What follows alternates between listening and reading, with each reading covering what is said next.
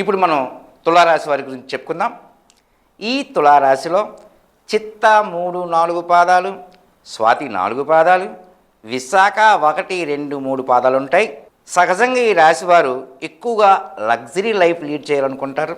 దానికోసం ఎక్కువగా ఆరాటపడుతుంటారు. అని ఒక్కొక్కసారి దాన్ని రీచ్ అవ్వలేక ఇబ్బందులు పడుతుంటారు. అలాగే వీరికి పార్ట్నర్షిప్తో ఎప్పుడు సమస్యలు ఉంటాయి. ఈ రాశి వారికి ఈ సంవత్సరం ఎలాగుంటుందంటే, ఈ తులారాశి వారికి అన్ని విధాలుగా అనుకూలంగా ఉంటుంది. ఈ సంవత్సరం వీరికి పెండింగ్ సమస్యలు ఏమైనా ఉంటే అవి ఒక కొలిక్కి వస్తాయి. కోర్టు తీర్పులు, వ్యవహారాలు ఏమైనా ఉంటే అవి అనుకూలమైన ఫలితాలు కూడా ఈ సంవత్సరంలో వచ్చే అవకాశం ఉంది.